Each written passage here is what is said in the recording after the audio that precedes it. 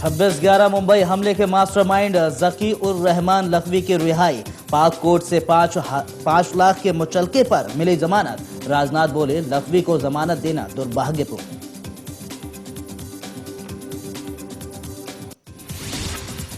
हाफिज सईद ने भारत के खिलाफ फिर उगला जहर। पेशावर हमले के बाद भारत को ठहराया जिम्मेदार। भारत में हमला करने की दी धमकी।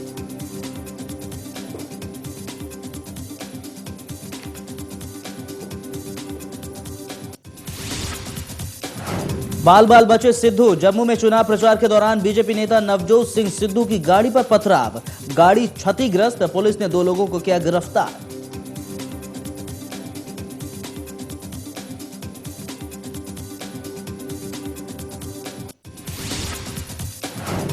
धर्मांतरण मुद्दे पर राज्यसभा में विपक्ष का हंगामा। पीएम के जवाब न देने पर राज्यसभा कल तक के लिए स्थगित। धर्म जागरण मंच के नेता राजेश्वर ने दिया था विवादित बयान।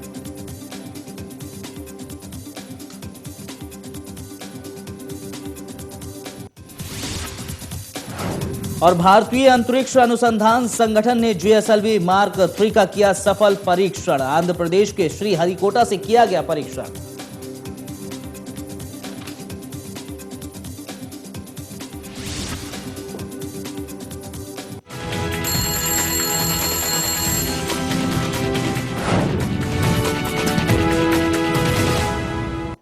नमस्कार, मैं हूं अब्दुल और आप देख रहे हैं सवाल आपका।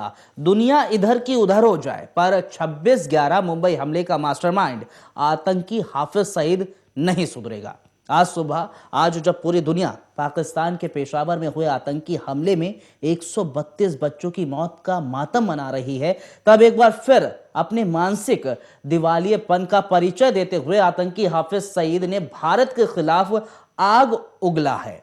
पेशावर में स्कूली बच्चों के कत्लेआम के बाद पाकिस्तान में सक्रिय जमातुल दावा जैसे संगठनों पर कार्रवाई की मांग उठने लगी है। यहां तक पाकिस्तान के मीडिया ने भी खुलकर ऐसे संगठनों पर नकेल कसने की मांग की है। मीडिया ने 2 टूक कहा है कि पाकिस्तान ने जो फसल बोई थी वही आज काट रहा है। साथ ही यह भी कहा है कि जब तक सेना दहशत फैलाने वाले संगठनों के खिलाफ कार्रवाई नहीं करती, तब तक पाकिस्तान का कुछ नहीं हो सकता।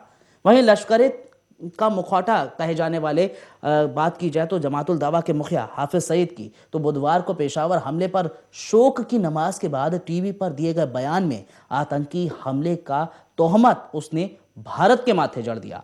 यहां तक कि इस हमले के बाद प्रधानमंत्री नरेंद्र मोदी और भारत सरकार की ओर से जताई गई संवेदना के खिलाफ भी उसने जमकर जहर उगला और इसका बदला लेने की भी धमकी दी। ऐसे में सवाल यही सामने आ रहा है कि क्या 26/11 मामले का हाफिज सो शहीद है, भारत के खिलाफ कोई साजिश रच रहा है? क्या भारत हाफिज की इस चेतावनी के बाद तैयार है? क्या भारत सरकार इन आतंकियों के खिलाफ सतर्क है? यह बड़ा सवाल है और आज सवाल आपका में आपकी टीवी स्क्रीन पर हमारा यही सवाल है। क्या भारत को हाफिज सईद को सिखाना चाहिए? आप इस पर अपनी राय दे सकते हैं, कॉल कर सकते हैं 0126। आपकी टीवी स्क्रीन पर सवाल आपकी टीवी स्क्रीन पर एक बार फिर से रहा। हाफिज सईद ने पेशावर हमले के लिए भारत को जिम्मेदार ठहराया है, भारत को बदला लेने की धमकी भी दी है। क्या भारत चेतावनी से अब सतर्क हो गया है? क्या भारत को सिखाना चाहिए हाफिज सईद को सबक? आप इस पर अपनी राय दे सकते हैं, कॉल कर सकते हैं हमें 0126 8015 पे, 0126 8016 पर। और आपके सवालों के जवाब के लिए हमारे साथ स्टूडियो में बीजेपी नेता लवलीन टुटेजा जी मौजूद हैं। बहुत बहुत स्वागत है लवलीन जी।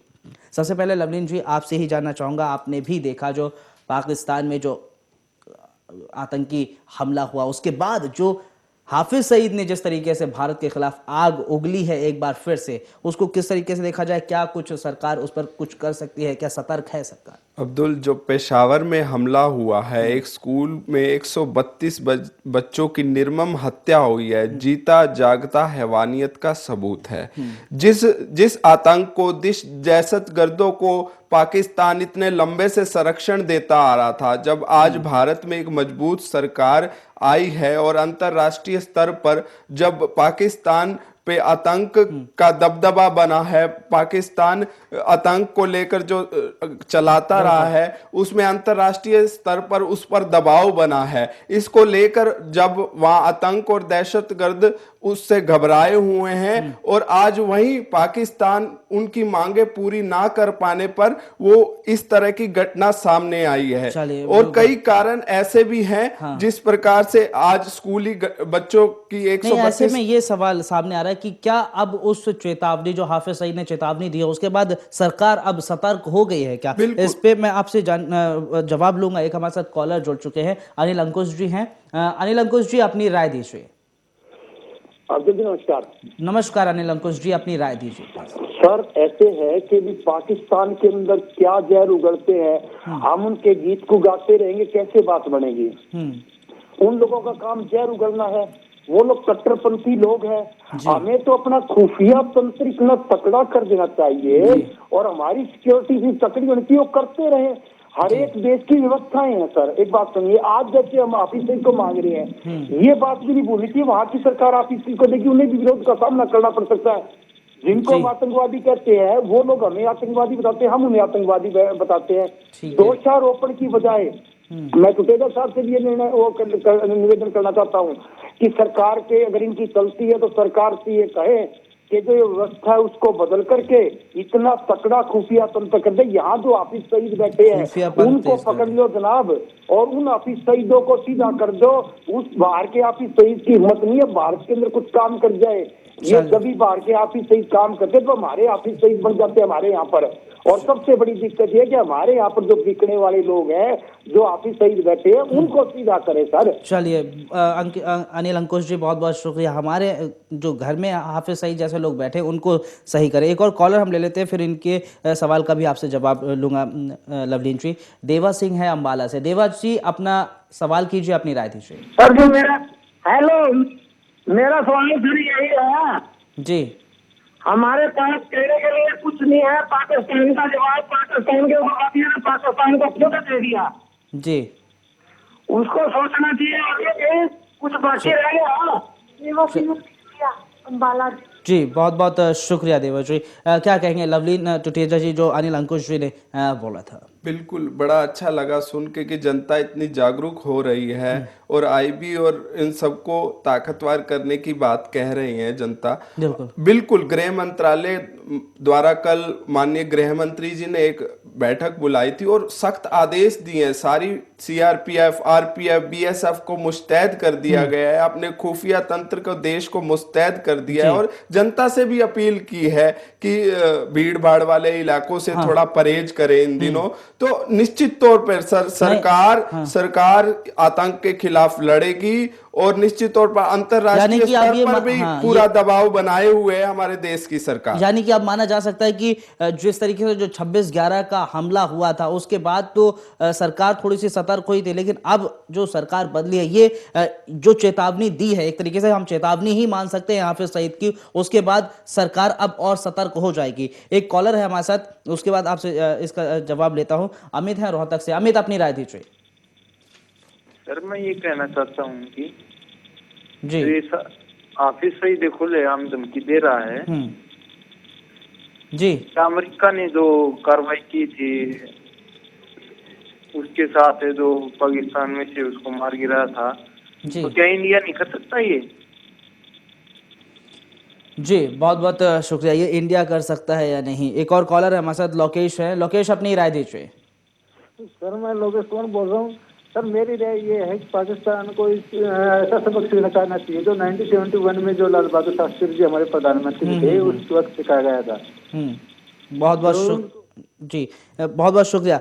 लवलीन जी, क्या कहेंगे? दो कॉलर आए, दोनों ने कहा कि ऐसा सबक सिखाना चाहिए। बिल्कुल, सरकार ने पूरी तैयारी की है आतंक से लड़ने की। जब ये पेशावर का स्कूल विद्यार्थियों पर जो आतंकी हमला हुआ, उसके बाद माननीय प्रधानमंत्री जी ने नवाज शरीफ जी से फोन पर बात की और एक साथ आतंकवाद से लड़ने की बात कही। उसके बाद अगर पाकिस्तान को पूरी तरह जता दिया गया है कि भारत की सरकार कमजोर नहीं है, आतंकवाद के सख्त खिलाफ है, इन दहशतगर्दों को सबक सिखाया जाएगा।